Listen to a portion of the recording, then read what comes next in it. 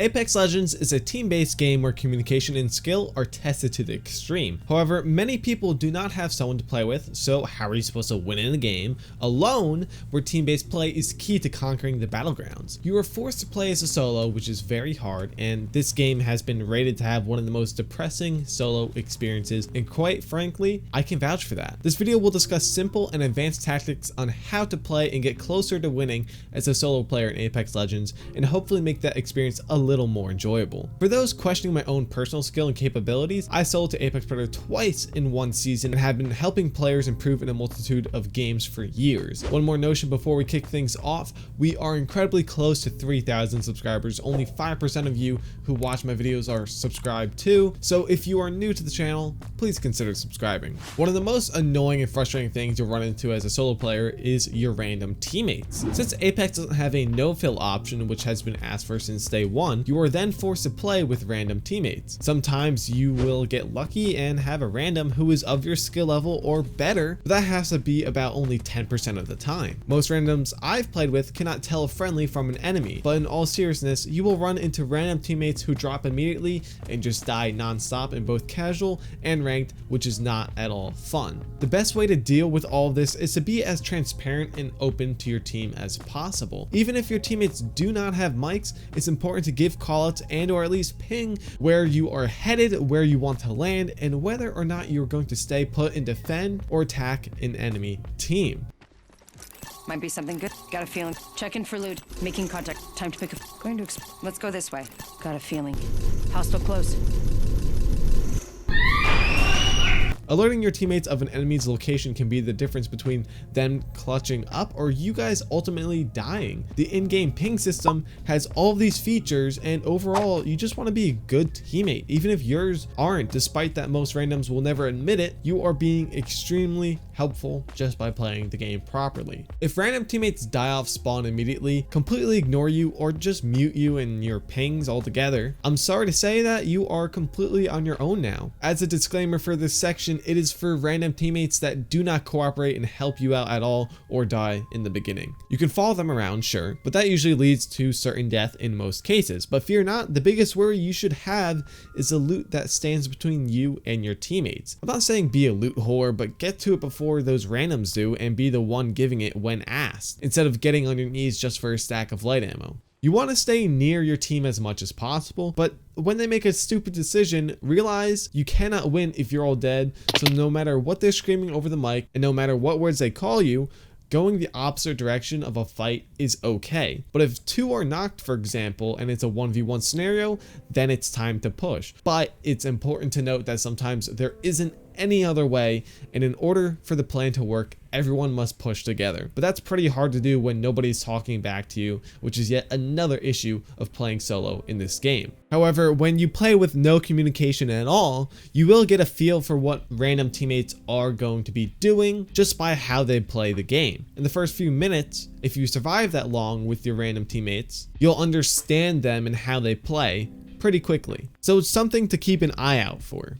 And you also have to make sure you know what your priorities are. But the first thing you should always prioritize is your own life, because you can't win if everyone's dead. The second thing you should prioritize is damage. Not getting the kill yourself is a-okay as long as that person dies. But the last thing you should prioritize are kills themselves, because you do have to eliminate people in order to win this game. You also want to play extra careful. You cannot rely on your teammates because, quite frankly, you don't know what they're capable of. And depending on your individual skill level, it may be that most of the time they are lower ranking than you. You need to recognize every situation as if it's going to be a 1v3 or a 2v3, to be fair, when random teammates aren't cooperating. They are just meat shields in this instance for bullets until you get in and steamroll through the enemy team. For when you are completely solo and on your own with both teammates dead in the beginning of the game, understand what you yourself are capable of. When you're alone, 1v3ing is the hardest thing to do in this game. In fact, this is the hardest game to actually squad wipe due to the slow time to kill and for the fact that if you have 3 enemies shooting at you at the same time, you will die 3 times quicker. This is where your movement comes into play, where you rotate to,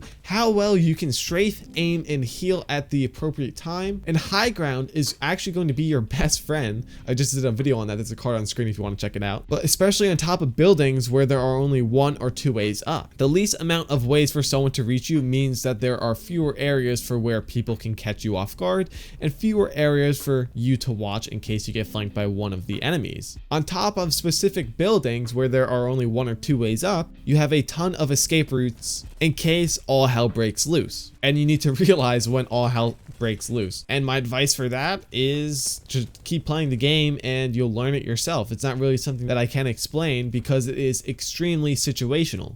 I will be making a video on 1v3s in the future, so stay tuned for that, and I will leave links to videos in the description on aiming, strafing, movement, and rotating if you want in-depth advice on that. What you want to get out of this is that you should completely avoid a 1v3 scenario because if the enemy team has any idea of what they're doing, you are 99% dead most of the time. And it happens, so don't get too overworked over something where you have 1% odds. If you are being chased by an entire enemy squad, the only way to shake them loose is to obviously be faster than them, hide, or lead them into another enemy team. This will make it so you can get 2 enemy squads to attack each other, and you can third party them to get better loot so you have a proper way to defend yourself and put up a decent fight when the time comes. Obviously, this puts you at a higher risk of getting killed, but when it works, it's an amazing feeling. Astonishingly, you'll be quite surprised how many players will have you run right through them and only notice last second, which will also bring them face to face with the other squad chasing you. I do not at all recommend this, but if you had no other choice, try and hide from both squads and have them fight or veer off in another direction once you approach the second enemy squad to avoid death completely. Other than playing safe, sometimes you do need to rat, meaning you need to hide like a rat until it's the perfect time to strike. Smell a rat.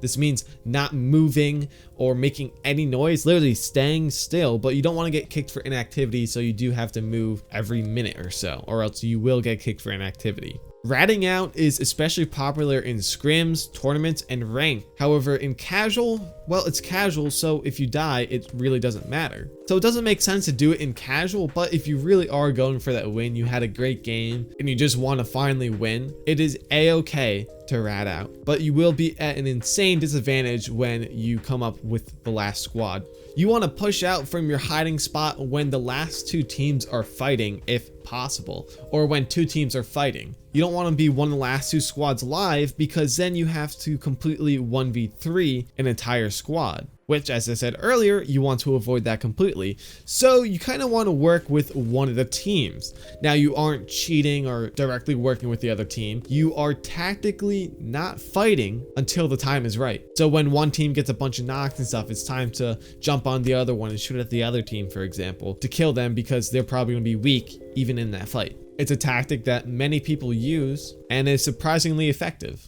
My honest advice to everyone out there is to not solo in this game at all.